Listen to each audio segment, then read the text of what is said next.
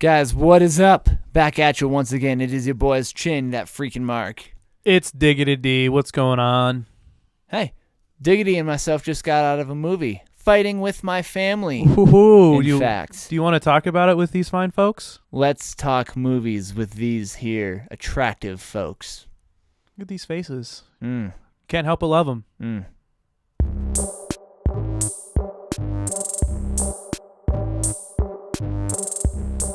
Alrighty, guys. So right off the bat, we're just going to give this movie some props. I thought the movie was funnier than I anticipated it to be. It was a bit cheesy at times. It was definitely a bit cheesy at times. But all in all, I think it was a pretty funny movie. The little line that Paige had in there about like getting knocked up and then buried pregnant or whatever. Yeah. And The Rock's reaction to it was fantastic. It was good. It was a funny movie. And there's a cute kitten behind us that is so cute. Mm-hmm. And I think she agrees that this movie was funny. Yeah, pretty sure. It was pretty good. Some good humor. Some cheesy humor, as you said. A bit cheesy. A little...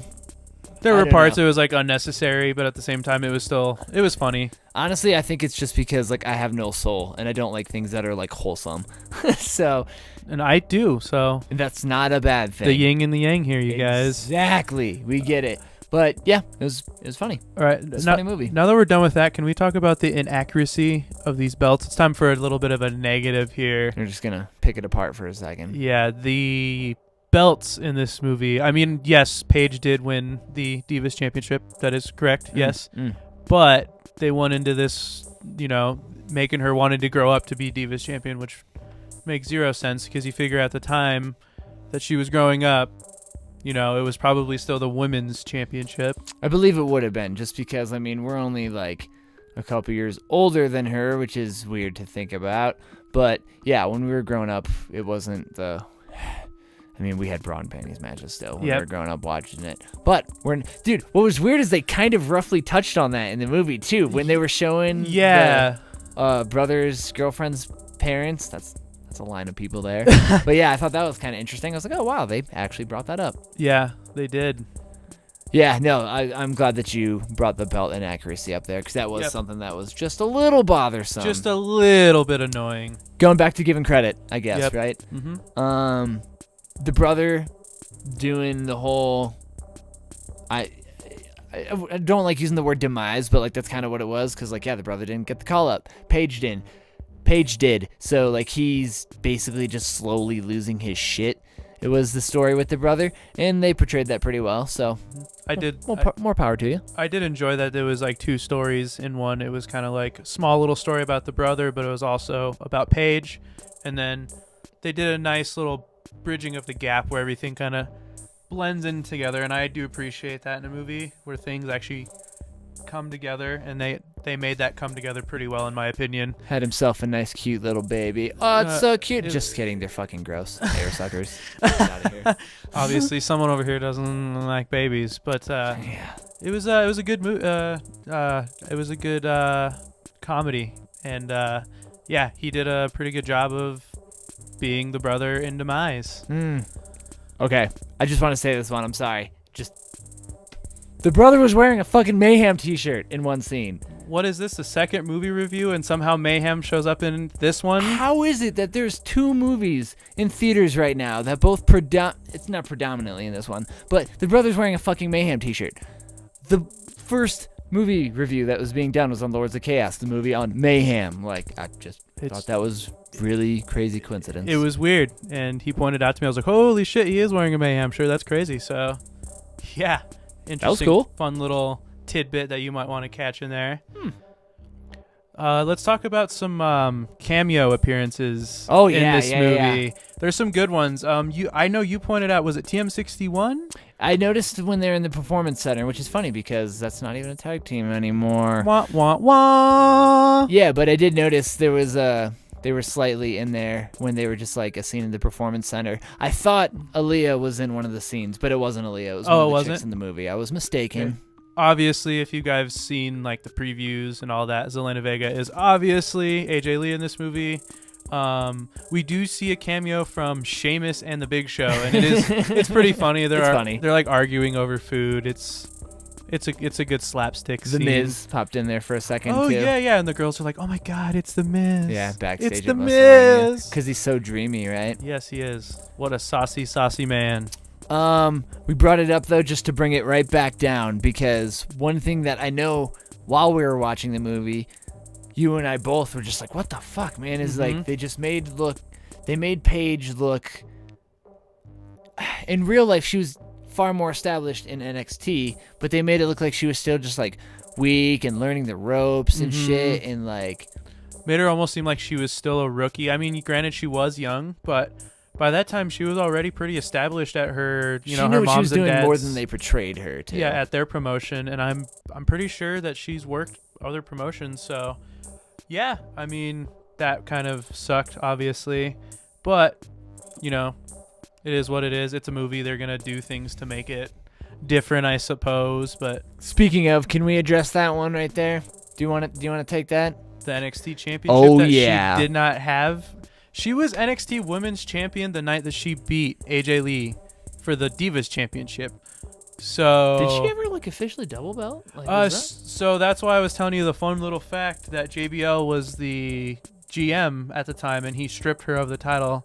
It was like, hey, what a dick move. We can't have you being both champions. You got to represent one brand. So she went straight to Raw right after that. I think she worked a couple matches and some house shows probably for NXT after that. But yeah, if you guys remember, if you guys are wrestling fans, it was an Emma versus Paige match that got her noticed.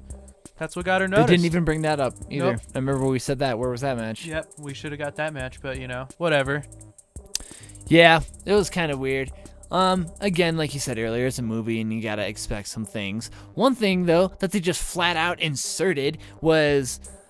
Okay, so I literally just went back and watched all this so I could, compare it to the movie, because I knew we were going to do this and everything. And the match was really quick. I mean, it was fairly quick in the movie, but, match was super quick.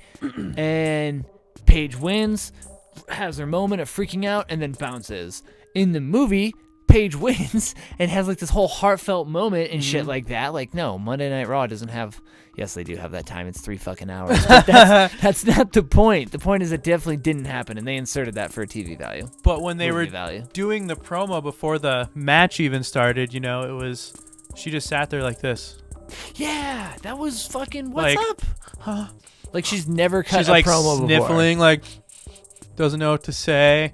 Yeah, Zelina Vega, AJ Lee, whatever you want to call her. She had to continue. It was funny because her promo was fairly accurate into what was actually said there, but they worked it into a way that made it seem like Paige just forgot what the fuck was happening. Yeah, it was just really strange the way they wrote the part where she actually gets called up to the main roster. So yeah, because then that was really just the end of the movie after that scene.